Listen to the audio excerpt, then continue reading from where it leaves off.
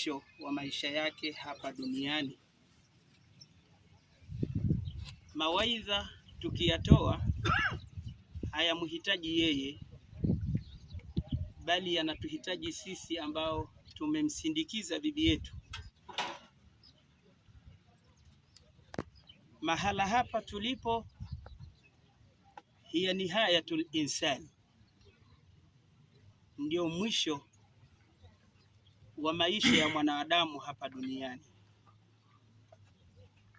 Sehemu hii Bwana Mtume Muhammadin alayhi salatu wassalam ametueleza kuwa ima inawezekana ikawa viwanja miongoni mwa viwanja vya peponi,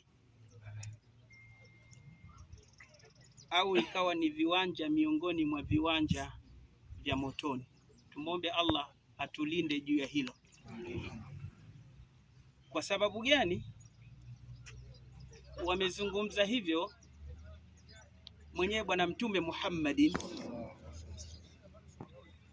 akazungumza maneno kalimatu mu'jaza walakin maaniha kabira, maneno mafupi tu. Akasema,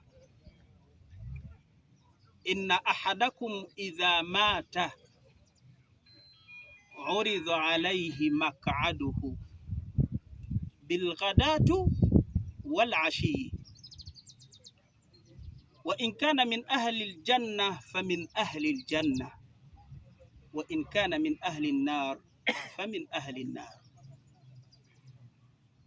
Asema Bwana Mtume Muhammadin, mmoja wenu akifa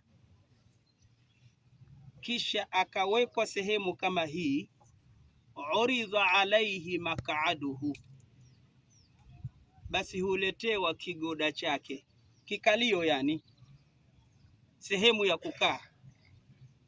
Uridha alaihi maq'aduhu bilghadatu wal ashi, hicho kigoda analetewa asubuhi na jioni.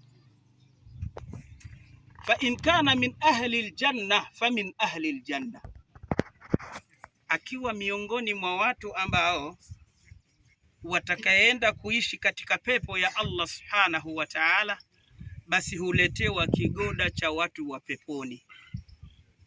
Wa in kana min ahli an-nar famin ahli an-nar, na akiwa miongoni mwa watu ambao watakaoingia motoni, basi huletewa kile kigoda cha watu wa motoni. Manake maisha ya pepo na maisha ya motoni yanaanza hapa. Je, tufanye nini ili tuepukane na hayo madhila? A'malu salih. Basi ili uepukane na kigoda cha moto, basi ujiepushe na vitendo vibaya, vifanya vile ambavyo anaviridhia Allah subhanahu wa ta'ala, na ametufundisha mtukufu wa daraja Bwana Mtume Muhammadin.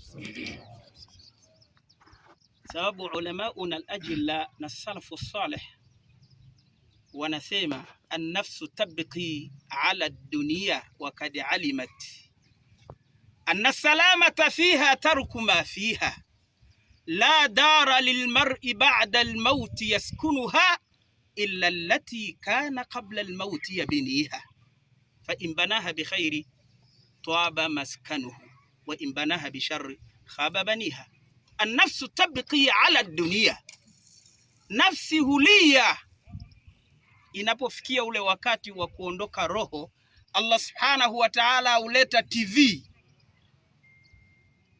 ukaoneshwa yale ambayo uliokuwa unayafanya hapa duniani. Kila kitu ulichokuwa unakifanya basi unakiona wewe mwenyewe fi sakaratil maut. Ndio maana mwanadamu akifa, mara nyingine wengi utakuta ametoa jicho hivi limeganda tu, ndo anaondoka hivyo. Anaona vitu vya ajabu ambavyo yeye mwenyewe hakutarajia kuwa ataviona. An-nafsu tabqi ala dunya wa kad alimat anna salamata fiha tarku ma fiha, hakika ya amani ya hapa kaburini ni kuyaacha yale yaliyomo ndani ya dunia.